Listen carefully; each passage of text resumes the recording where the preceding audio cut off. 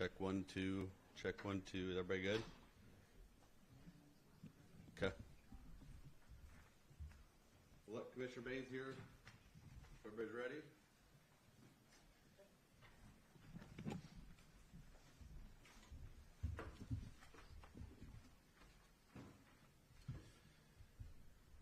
Good morning. For those of you that don't know me, my name is Stephan Bayens. I am the Commissioner of the Iowa Department of Public Safety, and by extension, I oversee the Iowa Division of Criminal Investigation. As we begin today's press conference, the Department of Public Safety wishes to express its appreciation to the Dallas County Attorney's Office for the report that they released yesterday. I can confirm that the factual statements contained in that report are accurate and consistent with our investigation. Second, I think it's important to note that the county attorney's findings were shaped through the lens of determining criminal liability. As a result, certain facts that didn't bear on that decision were not likely included. Third, the investigation conducted by the Iowa Division of Criminal Investigation was purely criminal in nature. It was not an audit or a review of the processes or the response by any party during the shooting or in the aftermath. Finally, I think it's important for everyone to understand why and why not certain things will be discussed today. We will do our best to provide the answers that we can, to provide some closure, to provide some understanding about what happened on January 4th in Perry. But by the same time, I'm not going to share certain details that some of you may hope to have. And the reason for that is fourfold. First, there are existing privacy and confidentiality laws that limit our ability to discuss some of these things. Second, the threat of copycatting or mimicking behavior is real. And in fact, it played out in this case. And so we will not be revealing security matters, operational tactics used by law enforcement or the shooter to accomplish this in an effort to prevent future school shootings. Third, as you will hear later in my words today, the shooter in this case desired notoriety. And I am not inclined to be a tool to further that end. Finally, I'm not going to dishonor the families of Amir Joliffe, Principal Dan Marburger, and the rest of the victims in this case by glorifying a day of evil. So that is why you may not hear the details you desire. With those things in mind, however, I would like to begin with kind of the nature and the extent of the investigation undertaken by the Iowa Division of Criminal Investigation. First and foremost, the agents, the criminalists, the analysts that worked on this investigation absolutely poured their hearts and souls into it. I know the toll it took on them. It took a toll on them physically. It took a toll on them emotionally. I could see it in their eyes. But they carried on. And they carried on because they have a calling to pursue justice, and that's what they did. But make no mistake about it, it takes a toll on us to do this work, and our folks did it heroically. They worked for hours and hours. The number of hours they poured into this case was staggering. I know one agent alone worked in excess of 200 hours just on the video from the school. The tenacity they showed was inspiring. This investigation ranks among the most exhaustive and complex investigations the DCI has undertaken in its 100-year history. All told, more than 180 people were interviewed. Agents reviewed literal terabytes of digital evidence. They spent hours and hours on video footage. There was meticulous crime scene processing. They executed multiple search warrants, obtained prosecuting attorney subpoena records, and documents. They performed a full and complete scrub of the shooter's digital and social media. The agents of the DCI turned over every conceivable stone they could, searching for answers. And I stand here as their commissioner incredibly proud of them, and I want to thank them for their work. So as we turn from the investigation, the breadth of it itself, I'm going to attempt to at least answer probably the three most pressing questions that may still exist. And the first is on everyone's tongue, and it's the why. What was the motivation behind this shooter? What I can say broadly is that school shooter motivation tends to fall into one of three broad categories. That first category is that it is driven by ideology, that is ideologically motivated in some fashion, meaning that the shooter had a belief system and was trying to carry that belief system out. The second is that it was grievance-based, that the shooter had a sense that he had been wronged, either justly or unjustly, real or in his mind, and that he was carrying out the shooting to exact revenge for that grievance. And the final is that he was simply suicidal. That he was suicidal, coupled with a homicidal intention to take others with him in an effort to gain notoriety. While it's difficult to delve into the mind of a school shooter, all the available evidence points towards this shooter being in the suicidal category. With regards to ideology, there is no evidence that this shooter held a tight belief system, and in fact, all the evidence shows that this shooter was disjointed, fractured, and inconsistent in thought. There was no theme that ran through this from a belief system standpoint, and in fact, for all intents and purposes, this shooter was a walking contradiction. Second, with regards to grievance, there was no evidence to substantiate any claim of bullying or the existence of a substantive grievance that existed. And that brings us to the final, which is that he was in fact suicidal with homicidal intentions. There is significant evidence of this shooter's fascination with prior school shootings. There is evidence of copycat behavior from this school shooter regarding prior school shootings where significant details reside in the public domain. The shooting was indiscriminate. The victims were not targeted and appeared to have been a product of immediate availability. There was evidence of meticulous, week-long planning rather than an unprepared emotional response. Finally, he said as much in his own hand.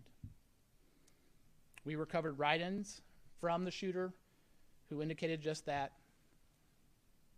He desired to be famous. He desired to commit suicide. He desired to take others with him. He told us as much, and that is the best evidence that I have of his intentions. The second question is the origin of the firearms and the improvised explosive devices recovered from Perry that day. The primary weapon used in this shooting was a 20-gauge Remington 870 shotgun. There was significant investigative efforts made to identify the source of the shotgun. I can say that agents were able to trace the original purchaser of that shotgun, and it happened roughly 20 years before the shooting. We traced it through successive purchasers where we could, but eventually that shotgun was sold in a private sale, and at that point in time, the trail went cold. The last time we could put that shotgun in a particular person's hand was roughly 10 to 15 years prior to the shooting. That being said, we can say that the shotgun did not come from the parents' home, but the best available evidence that we have, although it is not confirmed, is that the shotgun likely came from a large gun collection within the extended family, and that the shotgun was likely taken without the owner's knowledge. With regards to the Ruger .22 caliber revolver, we can say that that revolver was legally purchased by the shooter's father in 2020. The investigation revealed the revolver was unsecured in the family home. Further, there was evidence that there were ongoing conversations within the family, suggesting the shooter's ability to access it. It is important to note, however, that the revolver itself was not used in the shooting. It was merely on his person at the time of the shooting. Finally, with regards to the improvised explosive device, the device was rudimentarily made. It was not particularly complex. It did not show a high degree of engineering. It was fairly simple, involved the use of generally commercial-grade fireworks and some other things. There is all indications is the shooter himself constructed it. Our state fire marshal's bomb squad took a look at that device and determined that had it been detonated, it would have had a negligible impact on the surroundings. The third question that tends to be on everyone's mind is, who knew? Were there red flags in this case? And I can say that there is no evidence that any other person knew of the shooter's specific intentions on January 4th. That being said, I can say that others were aware of the shooter's general interest in school shootings. Others were aware of his fascination for violence. Others were aware of his concerning behaviors. The evidence bears that out. Those concerns, along with a number of other warning signs, were unreported or were otherwise unrecognized, but we can say that the shooter in this case did have broad behavioral issues, had broad mental health concerns, and that many of these concerns were present years in advance of the shooting on January 4th. There were no prior reports of concerns of violence to law enforcement, whether that be state, local, or federal. I think this is the time maybe to talk just briefly about what we know about school shootings and prior knowledge of it. The United States Secret Service conducted a study a number of years ago that found that 80% of school shootings, one or more persons had some level of knowledge that should have raised concerns. I can say categorically in this case that this case bears that out, that there were individuals that knew information that should have generated concerns. It should have elevated those concerns to the point of contacting law enforcement, school officials, or someone else. The evidence confirms that the shooter demonstrated what experts commonly call is a pathway to violence. That first step in that pathway to violence generally is ideation.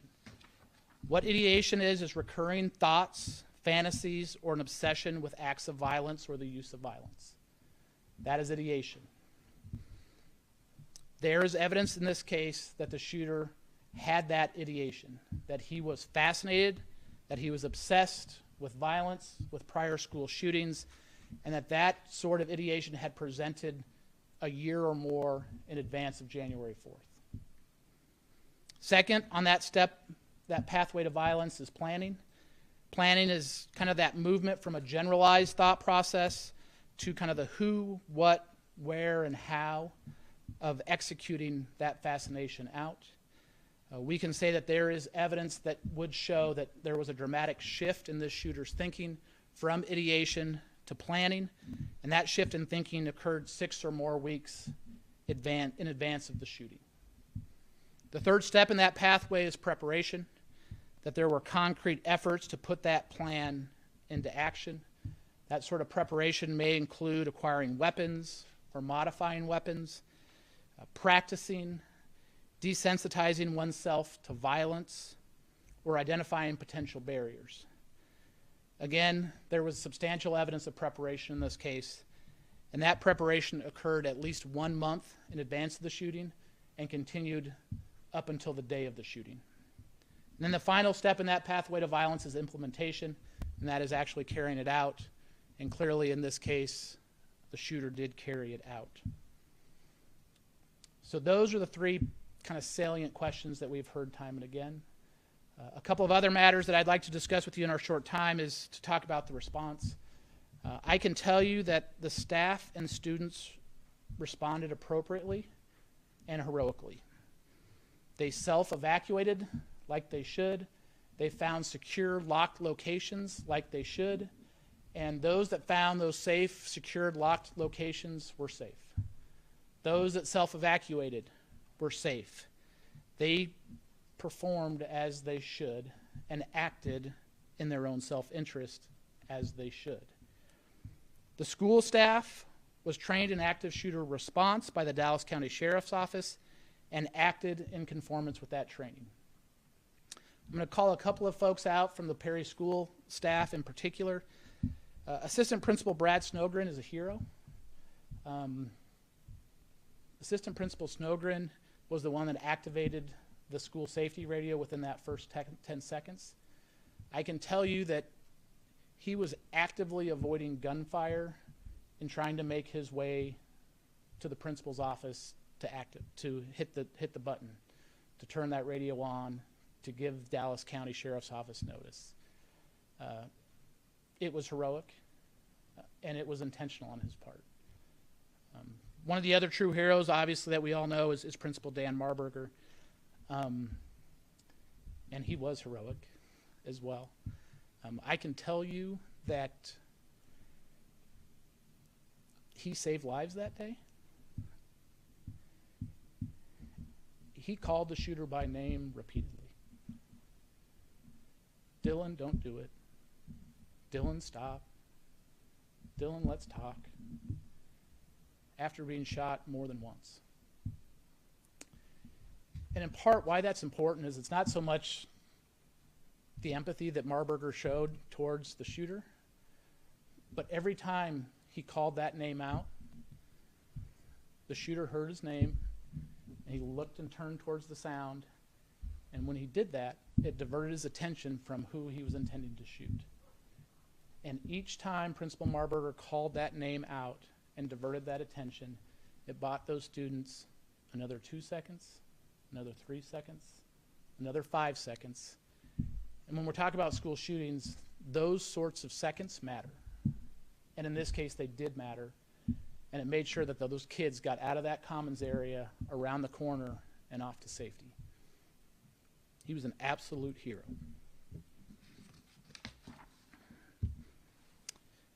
Next is the law enforcement response. As noted, Perry police officer Michaela Zager was inside the school 2 minutes and 59 seconds after the Sears radio was activated. Michaela Zager is a lion. She got out of her squad car with just a handgun, went through those doors. She did not wait for backup. She did not wait for a supervisor. She was through those doors, and she was there to protect the kids inside.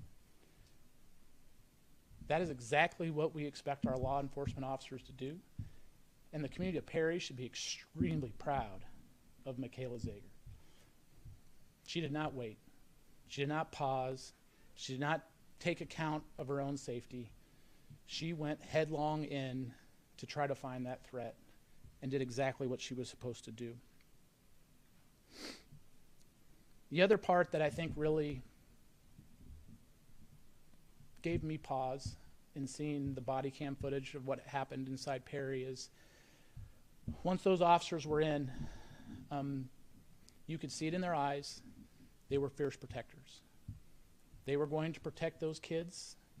They were going to do their duty. They were going to find that threat. They were going to stop that threat. And you could see the steely reserve in their eyes. 100%.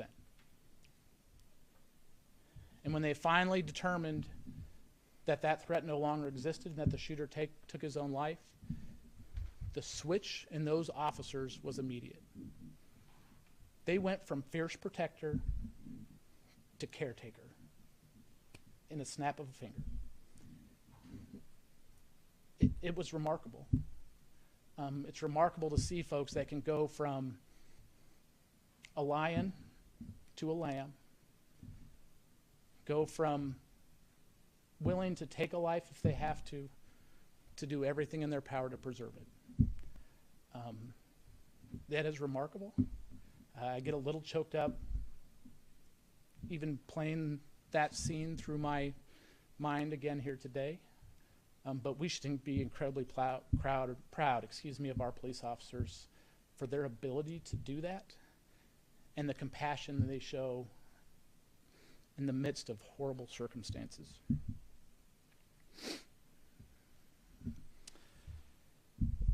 So I want to spend just a few moments just talking about kind of what our statewide response has been to school safety. Obviously, the Governor's School Safety Bureau was initiated a number of years ago, and I just want to give everyone a little bit of a sense of kind of where things stand in that regard. To date, 5,386 teachers and civilians have received civilian response to active shooter trainings, and there are 5 current classes scheduled.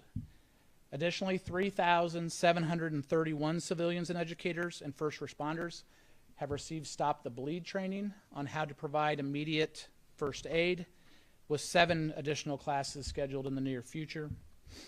1,484 law enforcement officers have gone through active shooter training, and there are 4 additional classes scheduled. Additionally, the Iowa Department of Public Safety's Division of Intelligence have been tracking school safety threats and providing investigative assistance since that time. Since that inception, they have tracked 325 school safety tips that were received outside the Safe and Sound reporting platform, and tracked 530 within that platform. The Governor's School Safety Bureau made school safety radios available to any school that wants them. To date, 1,253 school radios have made their way to those individual schools. An additional 207 are on order, bringing that total to well over 1,400 radios provided to those schools. Additionally, the legislature impaneled a task force to examine physical hardening of schools, to put together a report of concrete recommendations to schools in terms of investment of monies to make schools more safe. That task force is ongoing, and they're expected to have a report to the legislature in December of this year. Turning to the future, one of the things that we're excited to continue to explore is the use of multidisciplinary threat assessment teams. For those of you that don't know what that is, they're used in some districts in the state already, but they're also used across the nation. But it's an opportunity to bring law enforcement, school officials, counselors, juvenile court officers, folks from different walks of life that see different aspects of kids, and bring them together. And if there is an individual that has concerning behaviors, they can look at that child holistically. They can assess potentially where on that pathway of violence that child may be, and have concrete interventions and provide off-ramps for that pathway of violence to get them the help they need kind of prior to any sort of law enforcement intervention.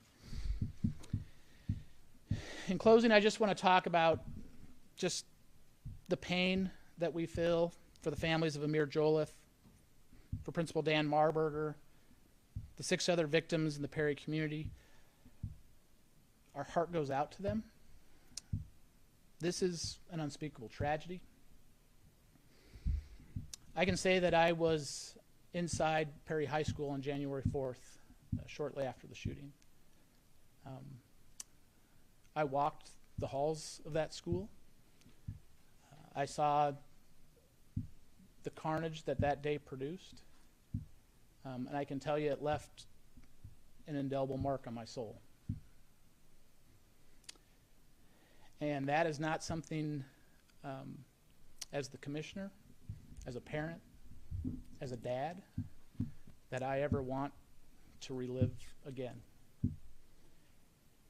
And so that brings me, guys, to my closing thoughts. And if you'll forgive me, I'm going to take off my commissioner hat, and I'm going to put on my dad hat. But really what we need to do to address these school shootings is a holistic approach. And really, when we look at it, we need to have a series of concentric protective circles.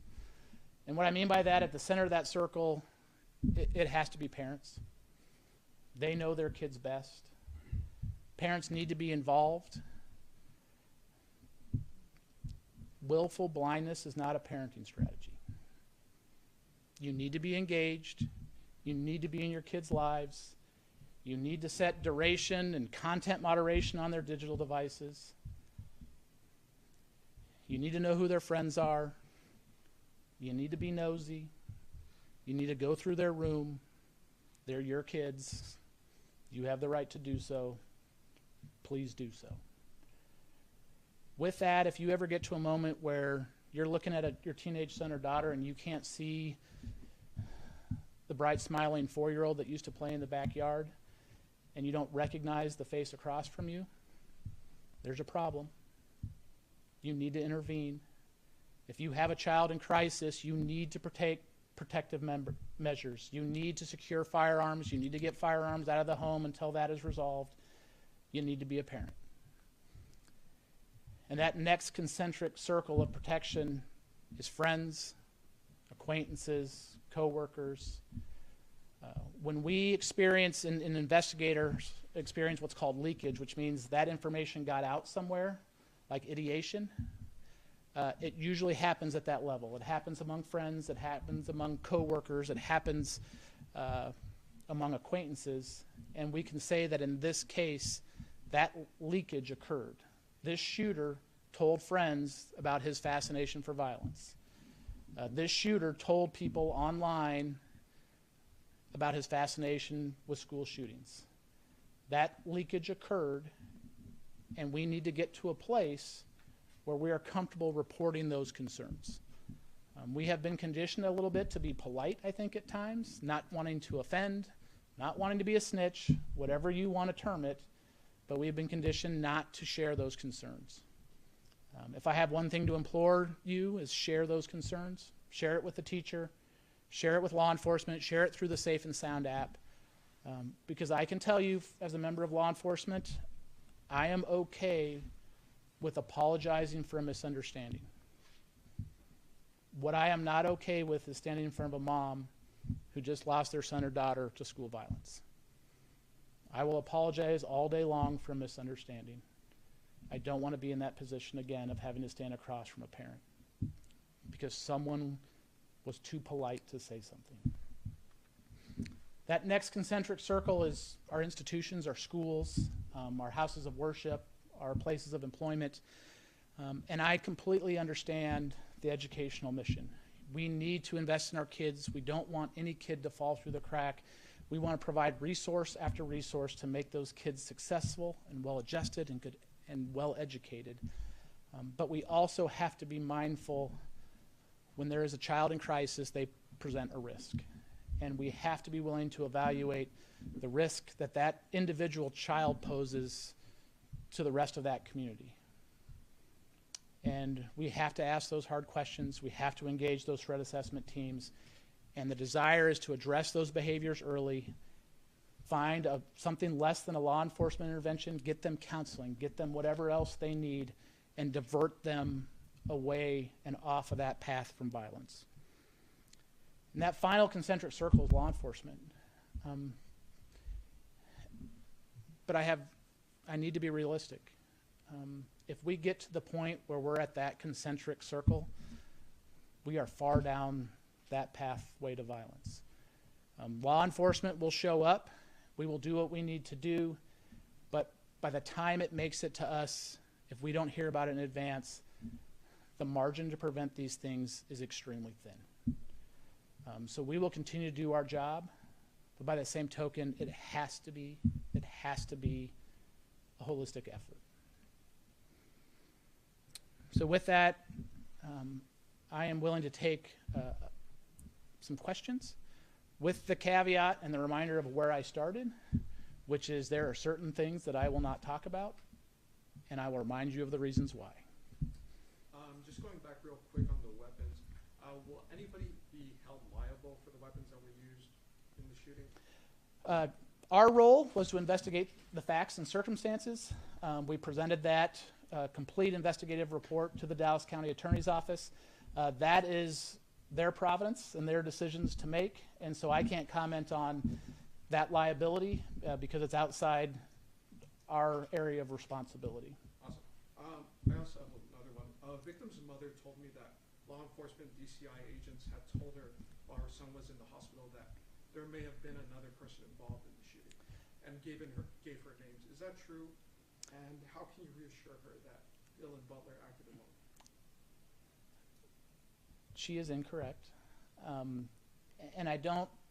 I'm not suggesting that she's being untruthful. What I am suggesting is what tends to happen in the aftermath of these, they are chaotic. It's emotional. It's hard to, at times, process information. And what I suspect happened here is that she thought she heard something, but she did not. She misheard it to the extent that she did. But I can say definitively, going back to the investigation, every person we interviewed, every petabyte, every gigabyte, every byte of digital information that exists does not suggest that there was another person involved. Commissioner, the Yes. Dallas County Attorney's Office indicated that the shooter posted on social media when the incident began and also started live streaming the event. Are you able to say where those posts were and how long that live stream was up for? He live streamed it on Instagram. It was up for a very, very short period of time. I don't believe we even have any evidence to suggest that he did not have a broad following, so it's very unlikely that anyone necessarily saw it. One of the things that we do is we work with our social media companies very actively, and within minutes of that going live, Meta, who owns Instagram, immediately took it down. We worked with then Meta to obtain the lone copy of it and then ensured that it never saw the light of day again, at least in the public sphere. Can you describe the interactions that Butler had with the school prior to the shooting? I saw that in the Times. We can say that there were documented behavioral issues in school. Beyond that, I can't go into much detail. There are certain privacy laws, FERPA, and those that would prevent us to talk further, but I can say that there were behavioral issues in the school prior. Can we say how many years? Was it like from the beginning of his high school? I can say that those presented in at least a year or more. Commissioner, you talked about the weapon that he had on him but didn't use in the shooting and that it was not kept safe. I'm searching for the right word, but it was not kept safe in the home, and there were conversations surrounding his accessibility to that weapon that wasn't used. Can you talk about those conversations and what exactly you meant by that? I can say that there was some clear discussions broadly in the home about where the firearm was, where it was located, that in particular it wasn't secured in any particular location. It wasn't in a gun safe, there wasn't a gun lock on it, those sorts of things, and that there were suggestions that the shooter had knowledge of that and that there was immediate availability to that weapon as well, and there was some level of agreement in the family that accessibility occurred. So people are going to wonder, could his parents face charges for that? And again, our role is to provide the investigative facts to the Dallas County Attorney, and that is part of their decision-making rubric about what qualifies from an evidentiary standpoint, from a legal standpoint, to warrant charges. Commissioner, Yes, sir. you mentioned that some people ahead of time knew about this. Can you characterize one or two, several, and why these folks didn't offer this information? Is there any kind of background on that? Yeah, I can say, and to be clear, when they say knew about this, they did not know that he was going to commit a shooting.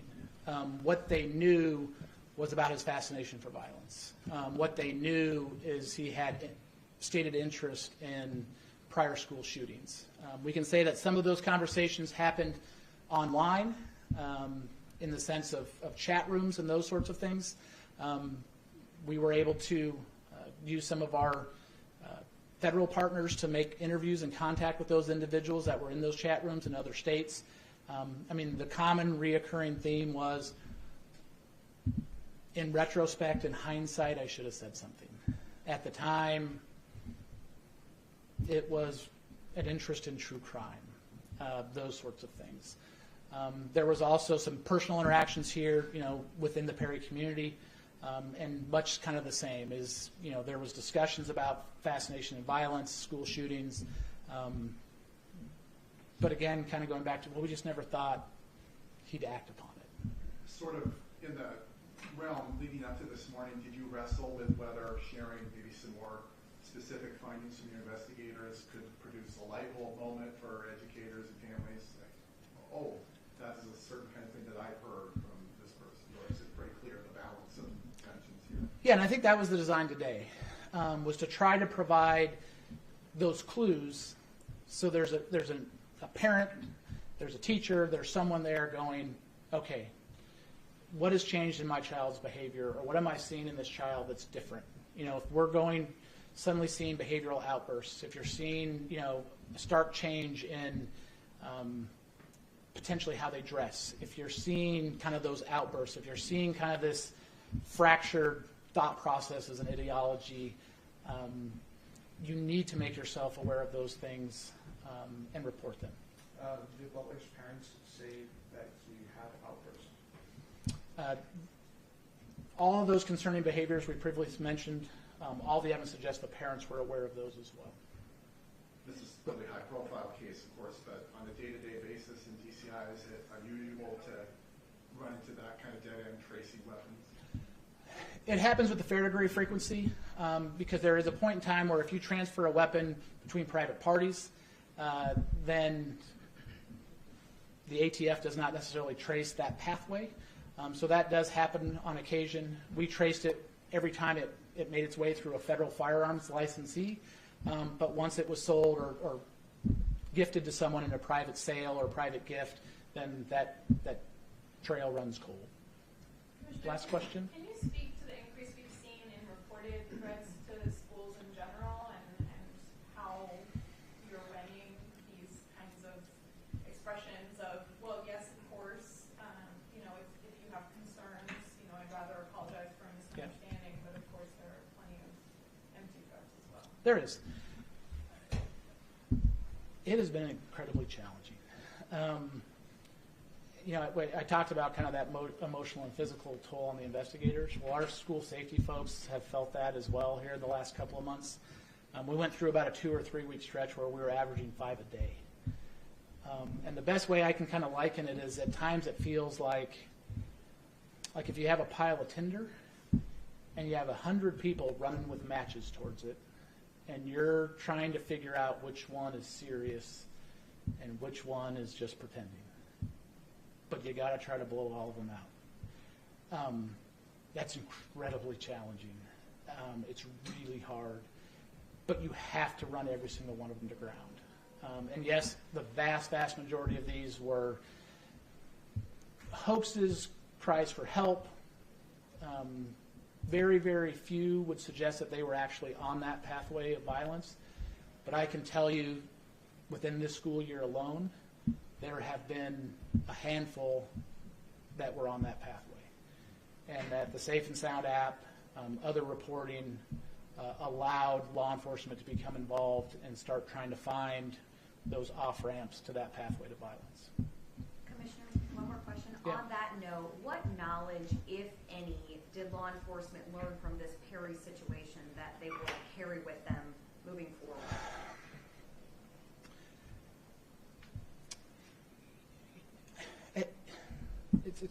It's hard to say.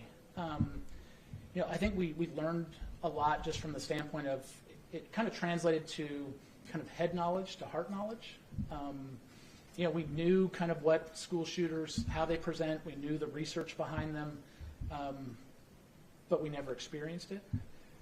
I think one of the other things that we learned is that we can only do so much. And I think that's probably kind of the reoccurring theme a little bit, is that realization that it can't just be us. And in reality, when it is us, 9 times out of 10, it's in a scenario where it's now a crime scene, and we're there to mop up the carnage. And just like willful blindness isn't a parenting strategy, that is not a school safety strategy. The school safety strategy has to be holistic. We need parents, we need teachers, we need friends, and we need those partnerships if we're going to prevent this. Because that's the reality, is We believe that that's where our effort should lie, is in prevention. And what that reiterated, and what this situation reiterated, was that is exactly where we need to be, is prevention. Because response and mitigation, this entire shooting event took 4 minutes and 21 seconds. 4 minutes and 21 seconds. Law enforcement was notified within the first 10 seconds. A police officer was physically inside the building in 2 minutes and 59 seconds. That is a blink of an eye. And that is not a strategy. Thank you.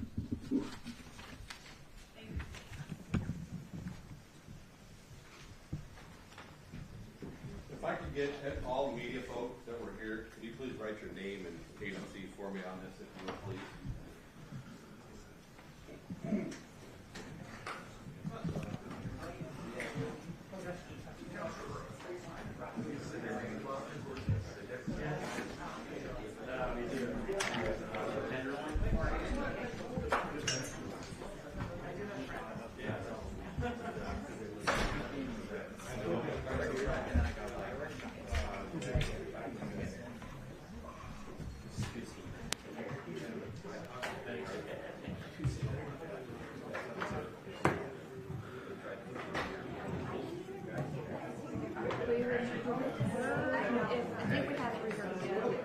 But if we are able to, I think that's what we would probably prefer.